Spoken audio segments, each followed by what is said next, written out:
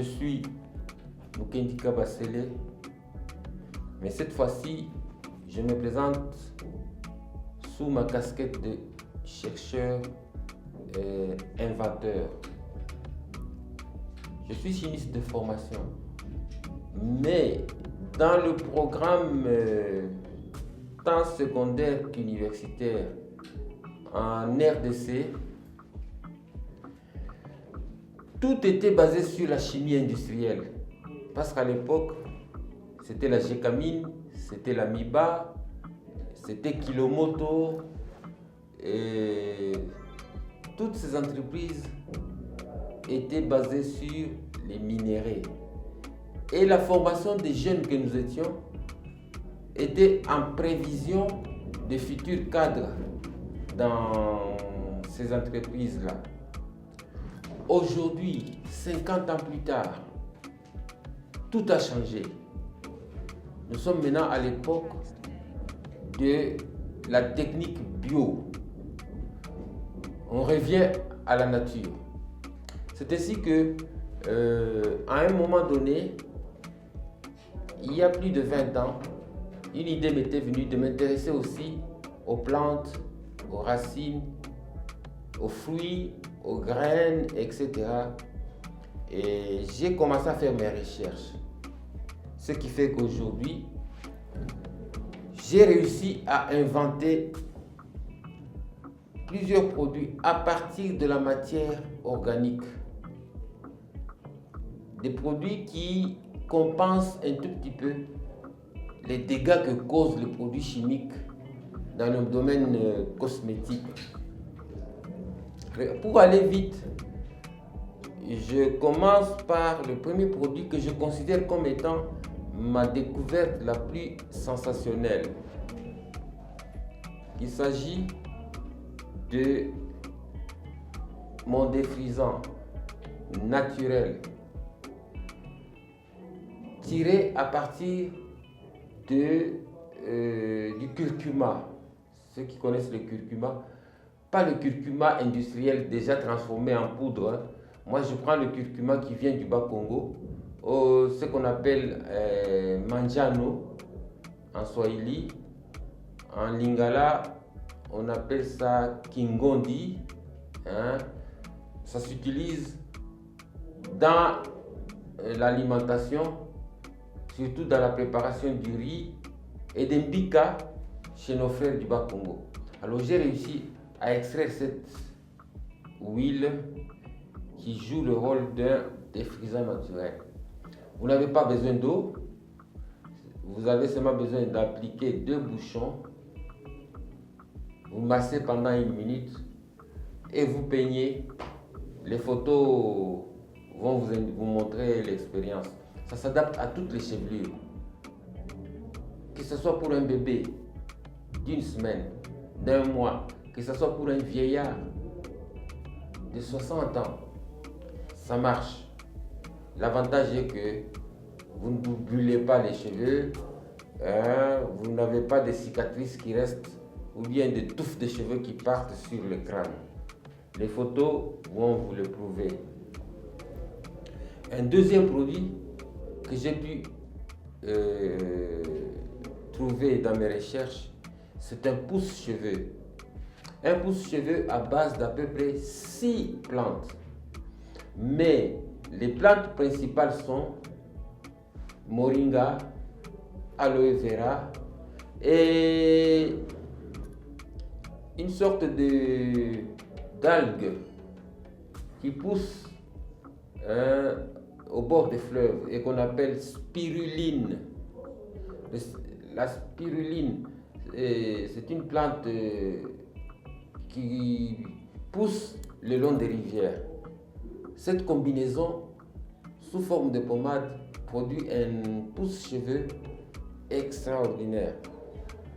Nous avons expérimenté ça sur différentes chevelures et les cas de 3 mois de traitement, vous les verrez sur l'image. Les cas de 7 années d'expérience que j'avais effectué sur ma propre fille sont là. Et puis, il y a un produit que je n'ai pas amené ici, que c'est une toute dernière découverte, c'est anti-alopécie. L'anti-alopécie, ce sont les calvities. L'alopécie, c'est la calvitie souvent qui arrive chez les femmes suite à l'utilisation des mèches. Elles perdent les cheveux de devant et ça s'appelle alopécie. Alors j'ai fabriqué mon anti-alopécie à partir de safou, le safou que tout le monde connaît. Bien sûr, j'y ai ajouté des éléments comme les noix de palmiste, indica, et la noix de coco, etc. Mais la matière de base, c'est le safou. Il y a aussi cette pommade tirée de la noix de coco, anti-cassure. L'anti-cassure, c'est surtout destiné aux mamans qui, lorsqu'elles enlèvent les mèches, ce jour-là, au moment de peigner pour la première fois, une touffe de mèche reste au peigne. Alors, cette pommade empêche la perte énorme des cheveux au moment d'enlever les mèches. Vous pouvez aussi utiliser cette pommade comme une pommade normale. Quand vous lavez vos cheveux, vous les séchez, vous pouvez l'utiliser aussi comme pommade. Dès que vous commencez à utiliser ces produits, il est conseillé de ne pas rentrer encore aux produits de chimie industrielle où il y a toutes sortes de produits comme la soude caustique et autres. J'ai aussi maintenant ce lait de beauté. Le lait de beauté au curcuma. C'est fabriqué à partir de l'huile de curcuma. Et ce lait de beauté est très hydratant et entretient la peau tant claire que sombre. Vous pouvez être de peau claire. Ce lait de beauté n'a aucune conséquence négative. Vous pouvez être de peau sombre.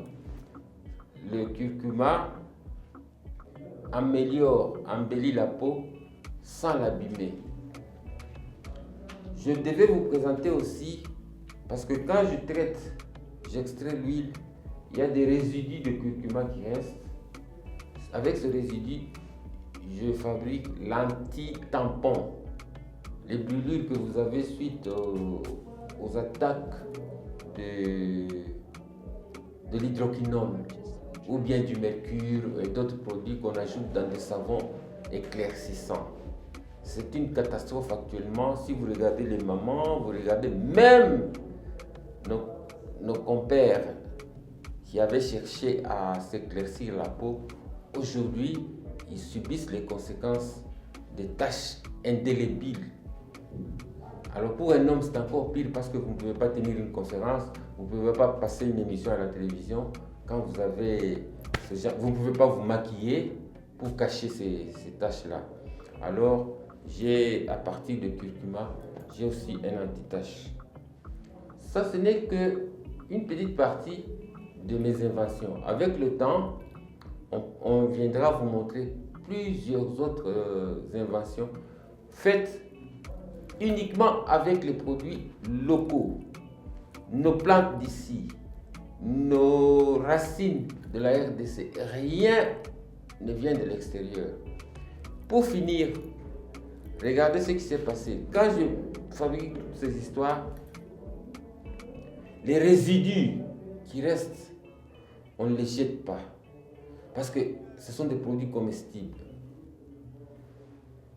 Voilà ce qui se passe avec les restes de la noix de coco.